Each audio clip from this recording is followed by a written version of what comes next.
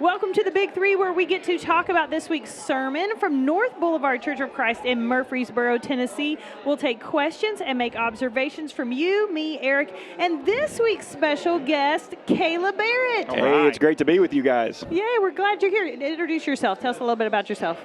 How much do you want to know? My name is Caleb Barrett. I've been attending North Boulevard for about 10 years now, and love every minute of it. Yeah, you got a wife, you got kids? I do, yeah. My wife, Amber, we've been married almost 19 years. Aww. And I got 3 kids, Brady, Presley, and Nash. Awesome. That's awesome. Yeah. And you weren't here earlier, so for, you can share in the dad joke with us a little bit. Don't spoil this one, because I told it to Abby earlier. But Oh, no. It's Star Wars. Are you a Star Wars guy? I am. I love Star Wars. Okay, so do you know what the internal temperature of a Tauntaun is? I do not. It's lukewarm. Oh. Yeah, I like it. Okay, I like so it. we wanted to share that with you. Yeah, that's a good one. So Kelvin is doing an awesome job on this series, Protect the House. It's my job here to provide just a little short summary of today's sermon. So I've got my notes here, and I'll get Awesome. it. So today, Philippians chapter 4, verse 6 through 7, tells us a lot about not being anxious about anything, to bring that to God through prayer and thanksgiving. And when we do, something really cool happens. He takes that anxiety and turns it into peace. He gives us peace, not a temporary peace, but a deep, calm peace that will help protect us and protect our families and everything we're doing. Yeah. So good. Great job. Thank you. Kelvin used a lot of P words in it. There were a lot. Yeah, I made a of huge list. 1, 2, 3, 4, 5, 6, at least 6. So that was good. Yeah. But you did a great job summarizing. So right now, let's all go around and share a highlight, a takeaway, what we're going to be talking with our families at lunch today. So start us off, Caleb. What was the thing that really stood out to you?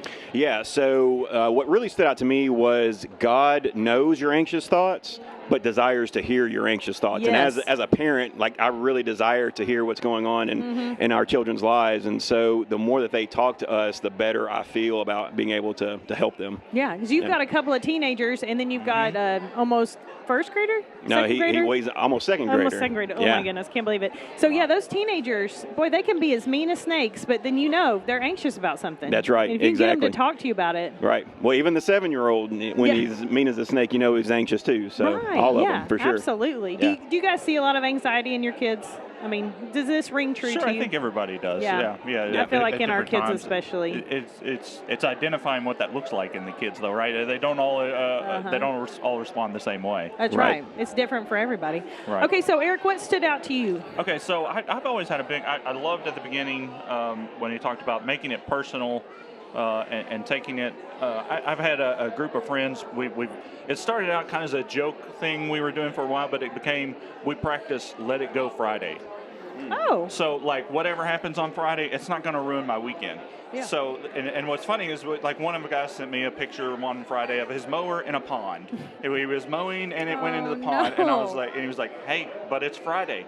So I just got to let it go and go to it. So, but that was kind of the same thing. It was there are things we can control, there are things we can't control, and getting in that position of, okay, let me focus on the things I can control, and if I can't, I got to let that go, and I got to turn it over to God. Oh, I love that. That was one of the things I wrote down, the difference between reacting and responding. Oh, yeah, that's huge. It's a big difference. Yeah. Yeah.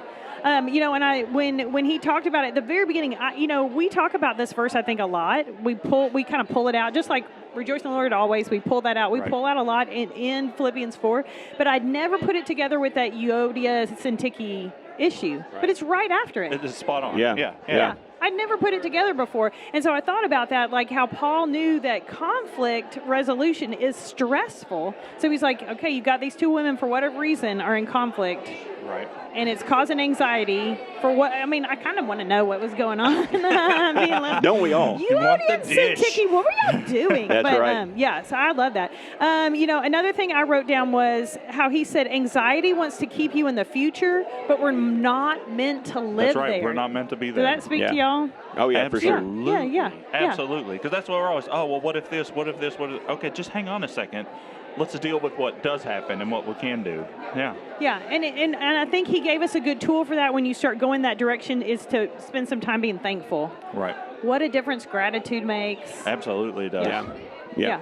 So good. And if so you good. know, and it was a great. Sean used gratitude in our opening right before, and that was perfect. That I song thought that makes was a me great cry lead-in. every time. It's so good. That's right. So strategic on He Sean's is. part, yeah, for sure. it's Awesome. like he's really good at this job or He's something. exactly. top notch. He is top notch. That's We're right. blessed. All right, so Pretty awesome. if you have any more questions, just let us know using that QR code right there on the screen. Yes, and if you want to rewatch the sermon or watch it for the first time, you can find it at boulevard.to/sermons. And that wraps up this week's Big Three. Thanks, guys, for being with us. Look for this podcast on your favorite platform, and be sure to join us next week for Boulevard's Big Three.